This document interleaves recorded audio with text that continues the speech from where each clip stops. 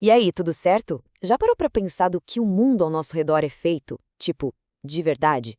Hoje a gente vai embarcar numa das maiores aventuras da ciência, uma viagem direto por coração da matéria. E olha, essa não é só uma história sobre partículas, é sobre como a gente constrói o conhecimento, sabe? Um passo de cada vez, uma mente brilhante depois da outra. Tudo começa com uma pergunta. Uma pergunta muito, mas muito antiga, que veio lá dos filósofos gregos, como Leucipo e Demócrito. Imagina pegar qualquer coisa, uma maçã, um pedaço de madeira, e cortar um meio. E depois pegar esse pedaço e cortar o meio de novo, e de novo, e de novo. Chega uma hora que não dá mais para dividir? Existe um bloquinho fundamental de tudo? Pois é, essa simples pergunta deu o pontapé inicial para uma verdadeira caçada científica. E a gente vai seguir os passos desses detetives. Cada cientista que a gente vai conhecer pegou as pistas que o anterior deixou e chegou um pouquinho mais perto da verdade. Então, bora mergulhar nessa história. E a nossa investigação começa pra valer com John Dalton.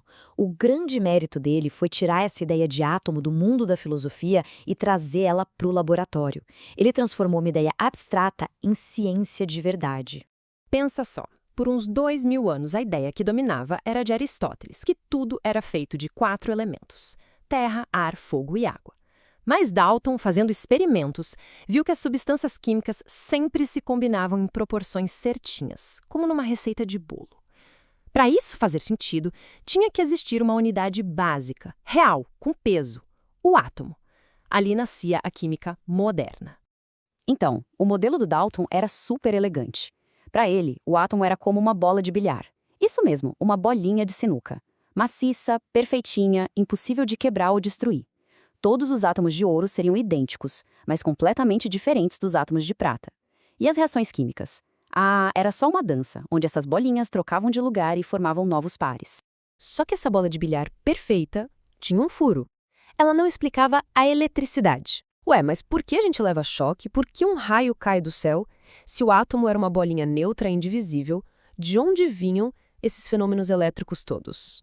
E essa pergunta sem resposta abre a porta para o nosso próximo detetive, J. J. Thomson. Ele ficou encucado com esses mistérios da eletricidade e, ao investigar, ele acabou quebrando a bola de bilhar, para sempre. Para a gente entender a genialidade do Thomson, precisamos primeiro de um conceito fundamental: a carga elétrica. É basicamente uma propriedade que faz com que as partículas ou se atraiam ou se afastem.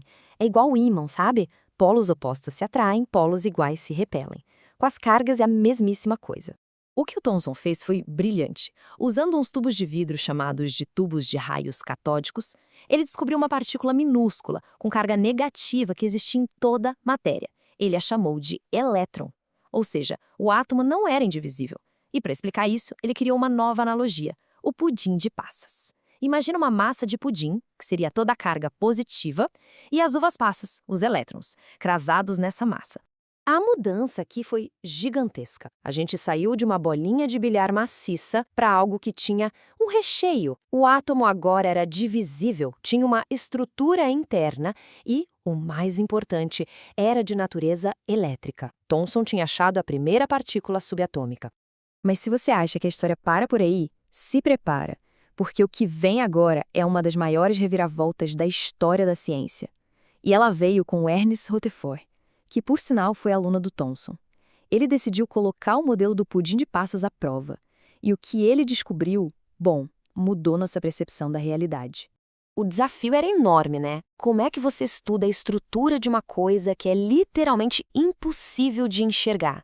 A ideia de Rutherford foi genial. Em vez de tentar olhar, por que não atirar coisas no átomo e ver o que acontece?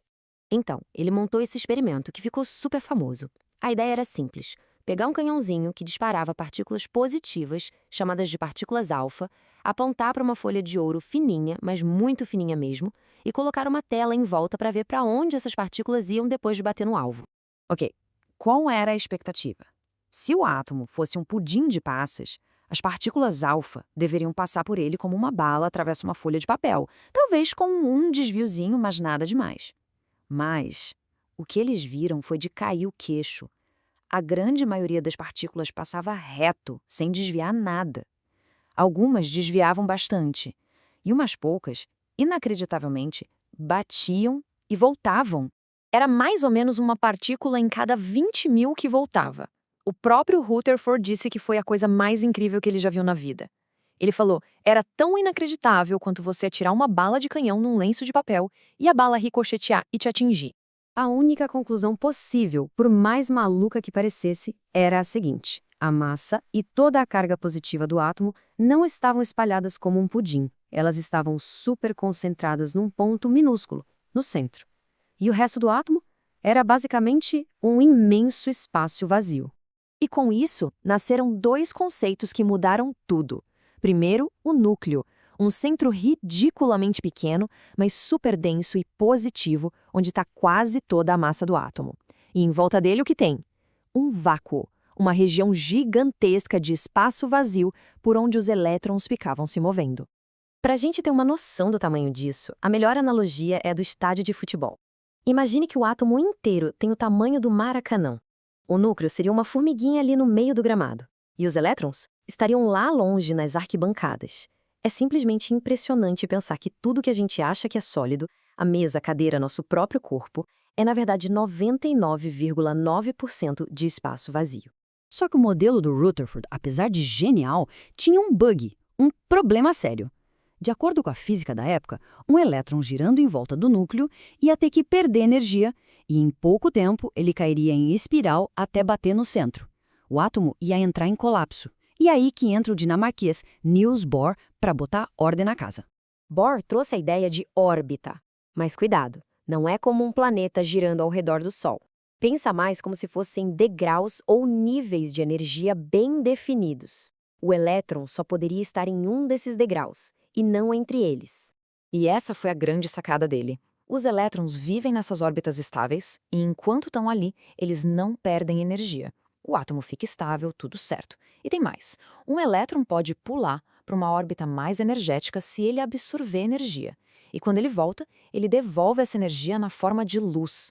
É exatamente isso que explica as cores brilhantes dos fogos de artifício, por exemplo.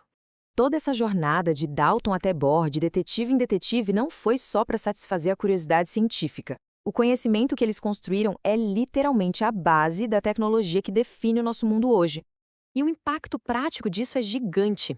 A capacidade de controlar os pulos dos elétrons é o que está por trás do chip do seu celular e do seu computador.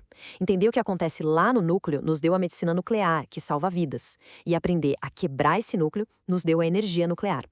Cada passo nessa investigação abriu uma porta para o nosso futuro. E para a gente fechar com a cabeça explodindo um pouquinho, fica a pergunta: se nós e tudo ao nosso redor somos feitos basicamente de espaço vazio, por que as coisas parecem sólidas? Por que eu não atravesso a parede agora? A resposta está na próxima camada desse mistério, nas forças que agem nesse vazio todo.